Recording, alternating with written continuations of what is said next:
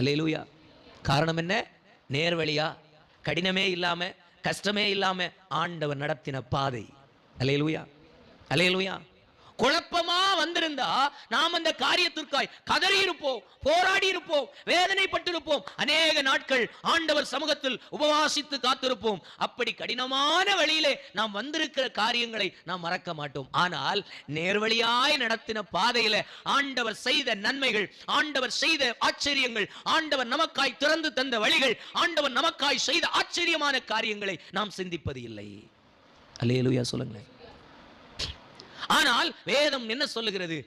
நன்றி அறிதல் உள்ளவர்களாயிருங்கள். எதுக்காக?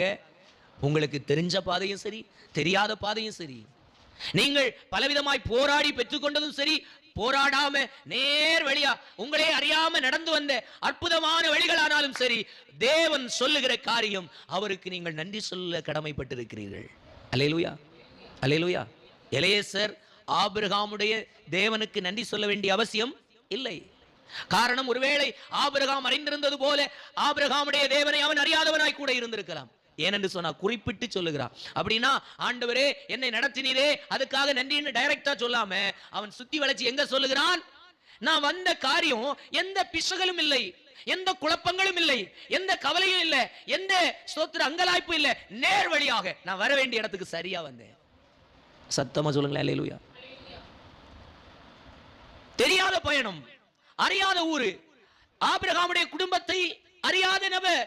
அப்படி இருந்தும் அவன் நடந்து போன வழியின் பிரயாணத்தை முடிக்கும்போ அவன் அறிந்து கொள்ளுகிறான், ஆபிரகாம் சொன்னபடியே, சொன்ன இடத்திலேயே, சொன்ன குடும்பத்திலேயே நான் வந்திருக்கிறேன். இது தேவன் என்னை நேர்வழியா நடத்தின வழிதான் அப்படின்னு சொல்லுகிறத உறுதியாய் விசுவாசித்தான். அதனால தான் அவன் சொல்லுகிறான், நான் வந்த வழி எப்படி இவ்வளவு நேர்த்தியா வந்தேன், எப்படி இந்த நேர் பாதையில வந்தேன், எந்த இடத்திலேயும் வலது இடதுபுறம் சாயாம நேர நான் வர வேண்டிய வீட்டுக்கு சரியா வந்தேன் என்பதை அவன் ஆராய்ந்து பார்க்கும். அவன் சொல்லுகின்றான், ஆபிரகாமின் தேவன் என்னை நேர் வழியாய் நடத்தி கொண்டு வந்திருக்கிறார்.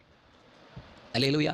என் எஜமானாகிய ஆபிரகாம் இடைவிடாமல் ஆராதிக்கிறேன். அவர் வாக்குப்படின வாக்குத்தத்தங்களை பிடித்து விசுவாசத்தில் நடந்து வந்த அந்த ஜீவனுள்ள தேவன் என்னையும் அவருடைய சித்தத்திற்கு நேர நடத்தி இருக்கிறாரு. இல்லைன்னா என் வழி என்ன செய்திருக்கும்? மாறி இருக்கும்.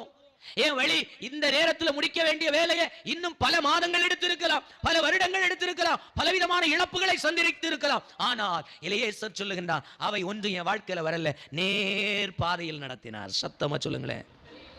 ஆண்டவர் அவருடைய சித்தத்தின்படி உங்களையும் என்னையும் நம்முடைய வாழ்க்கையும் எந்த அலைச்சல்களும் இல்லாம நேர் பாதையில் நடத்தி வந்த சில வழிகளை அறிந்திருக்கிறீர்களா?